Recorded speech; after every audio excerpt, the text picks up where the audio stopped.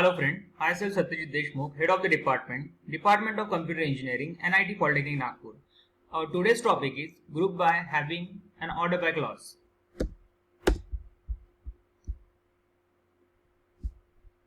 Learning outcome. After watching this video, you will be able to understand the following concept, that is group by clause, having clause and order by clause. After watching this video, the following POs are mapped. PO1, PO2, PO3, PO4, PO8, PO9 and PO10. Group by clause.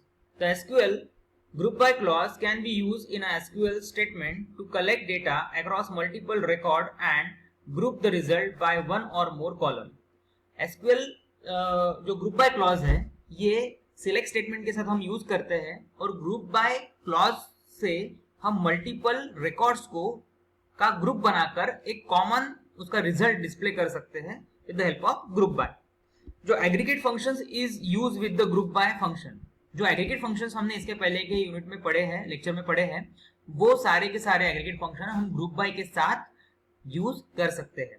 तो group by का use करने के लिए हमें ये syntax देखना है. यहाँ पे select expression 1, expression 2, expression n, aggregate function, aggregate expression from table where condition, group by expression 1, expression 2, expression n, order by expression ascending or descending. This is the syntax for the group by clause. Example, using group by with the sum function. अभी यहाँ पे हमें group by का example देखना है, मगर हमने aggregate function कौन सा यूज किया है? sum function हमने यहाँ पे aggregate function हमने यूज किया है. Let look at how to use the group by clause with the sum function in SQL. In this example, we have the table employee with the following detail. अब ये group by function समझने के लिए, group by clause समझने के लिए हमें एक टेबल कंसीडर करना पड़ेगा. तो हमने ये टेबल एक कंसीडर किया है. इसी के ऊपर अभी हम हमारा ग्रुप बाय जो क्लॉज है वो अप्लाई करने वाले हैं. तो आप इस टेबल को थोड़ा ऑब्जर्व कर लीजिए. इसमें employee number, last name, first name, salary and department ID, ये टोटल 5 कॉलम है यहाँ पे. ठीक है. Enter the following SQL statement. Select, देखिए अभी हमने किस तरीके से यहाँ पे सिंटेक्स लिखा है. Select department ID, comma aggregate function that is sum, bracket में salaries. sum कौन से कॉलम के ऊपर हमने अप्लाई किया है? सैलरी कॉलम के ऊपर हमने अप्लाई किया है. As total salary is our table from total salary is the label from employee is our table, group by department ID. अब देखिए यहाँ पे हमने ग्रुप बाय कौन से कॉलम के ऊपर अप्लाई किया है? Department ID. थोड़ा सा हम बैक जाएंगे. यहाँ पे देखिए डिपार्टमेंट आईडी कौन से हमारे पास वो देखेंगे. 500, 500, 501, 501. ये दो यानी टोटल 4 है, मगर दो टाइप के हमारे पास डिपार्टमेंट आईडी. एक 500 है और दूसरा 501 है. उसके ऊपर, इस कॉलम के ऊपर हमने हमारा ग्रुप बाय फंक्शन अप्लाई किया. तो इसका आउटपुट देखते हैं कैसा आया है. There will be 2 records selected. These are the result that you should see. यहाँ पे हमें आउटपुट मिला है हमारा. तो हमने जैसा कि डिपार्टमेंट आईडी सिलेक्ट किया था तो हमें डिपार्टमेंट आईडी मिला, और हमने यहाँ पे सैलरी जो कॉलम था उसको हमने एग्रीगेट फंक्शन अप्लाई किया और उसको डिस्प्ले किया है टोटल सैलरी. तो यहाँ पे टोटल सैलरी आई हमारी, और ग्रुप बाय अप्लाई किया हमने डिपार्टमेंट आईडी के ऊपर. तो हमने यहाँ पे क्या हुआ, जो ग्रुप डिपार्टमेंट आईडी सिमिलर थे उनका एक ग्रुप बना. जैसे 500 के 2 थे तो यहाँ पे 500, यहाँ पे 500 जो है वो एक ही बार आया, मगर उन्होंने क्या किया, दोनों भी डिपार्टमेंट आईडी की सम यहाँ पे डिस्प्ले की. 501 जो ग्रुप डिपार्टमेंट आईडी था उन दोनों की सम यहाँ पे डिस्प्ले की. फिर से एग्जांपल देखते हैं हम. यहाँ पे 500, ये 500 दो डिपार्टमेंट है. ये दोनों को भी ग्रुप के कारण, ग्रुप अप्लाई करने के कारण, ग्रुप बाय फंक्शन अप्लाई करने के कारण ये जो सैलरी है 6200 प्लस 57500, इन दोनों की सम हुई और वो उसके सामने डिस्प्ले हुई due to the group function.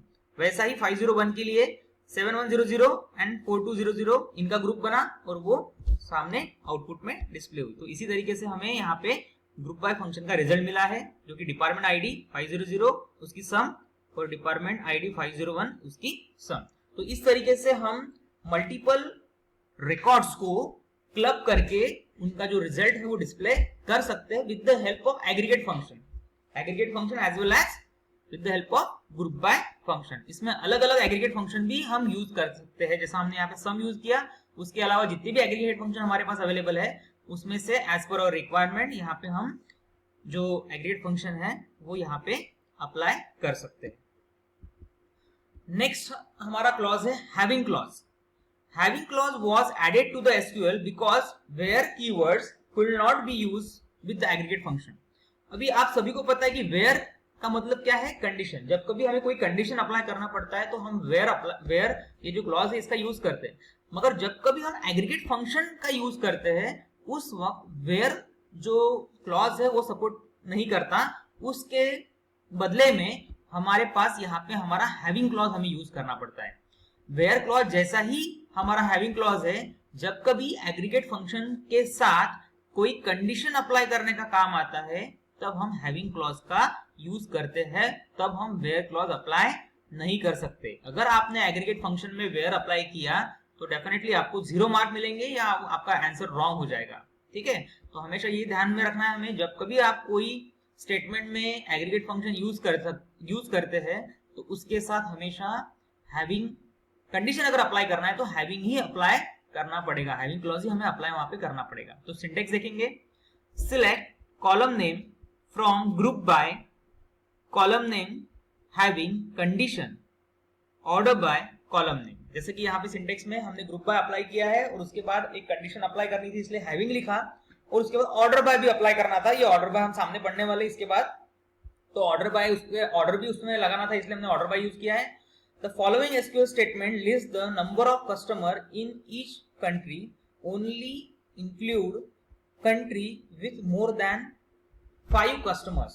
अब हमें ये जो एक्सप्रेशन है नीचे दिया गया उसमें क्या करना है, हमें ऐसे कस्टमर्स को वहां पे the statement list the number of customer in the country, हमें number of customer in the country यानी हमें नंबर ऑफ कस्टमर्स चाहिए, मगर कौन से, ओनली इंक्लूड कंट्री, ऐसी ही कंट्री जिसमें 5 से ज्यादा कस्टमर्स है। 5 से नीचे कस्टमर जो कंट्री में है वो कंट्री हमें नहीं चाहिए। 5 से ऊपर जिस कंट्री में कस्टमर है उसी का हमें क्या चाहिए, नंबर ऑफ कस्टमर चाहिए। तो देखिए हमने क्या किया यहाँ पे, सिलेक्ट काउंट कस्टमर आईडी, किसके ऊपर अप्लाई किया हमने, कस्टमर आईडी, ये कॉलम के ऊपर अप्लाई किया। और दूसरा कॉलम है कंट्री, दूसरा हमें कंट्री भी चाहिए थी इसलिए कंट्री लिखा।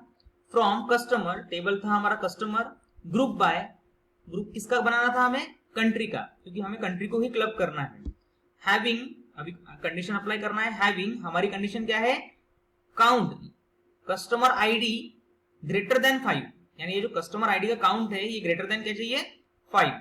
तो ये कंडीशन जहां पे सेटिस्फाई होगी वहां के ही काउंट और कंट्रीज क्या होगी, वही कंट्री क्या होगी, आउटपुट में डिस्प्ले होगी। नेक्स्ट क्लॉज है order by clause. The order by key is used to sort the result set in ascending और डिसेंडिंग ऑर्डर। जब कभी हमें कोई आउटपुट को असेंडिंग या डिसेंडिंग ऑर्डर में डिस्प्ले करने की बारी आती है उस वक्त हम ऑर्डर बाय क्लॉज का हम यूज करते हैं। The order by keyword sort the record in ascending order default. ये ऑर्डर बाय क्लॉज जो है ये रिकॉर्ड को असेंडिंग ऑर्डर में बाय डिफॉल्ट ही सॉर्ट करता है। To sort the record in the descending order use the this keyword order by syntax. जब कभी हमें कोई आउटपुट को, रिजल्ट को डिसेंडिंग ऑर्डर में अरेंज करना है उस वक्त हमें DESC कीवर्ड का यूज करना पड़ता है। ठीक है, तो अभी हम ऑर्डर बाय क्लॉज का सिंटेक्स पढ़ते हैं। Select column 1 column 2 from table name order by column 1 column 2 ascending as well as descending. This is the syntax for the order by clause. Example देखेंगे, following SQL statement select all customer from the customer table sorted by the country column। अब ये जो नीचे example दिया है इसमें क्या हो रहा है, कस्टमर्स हम सिलेक्ट कर रहे हैं मगर सॉर्टिंग कैसे करेंगे उसकी, कंट्री वाइज उसका सॉर्टिंग करेंगे हम। तो सिलेक्ट स्टार फ्रॉम कस्टमर, यानी कस्टमर टेबल को हमने सिलेक्ट किया ऑर्डर बाय कंट्री। अब यहाँ पे हमने असेंडिंग डिसेंडिंग मेंशन नहीं किया मगर बाय डिफॉल्ट वो क्या करेगा, बाय डिफॉल्ट असेंडिंग ऑर्डर में ही कंट्री को क्या करेगा, वो अरेंज करेगा।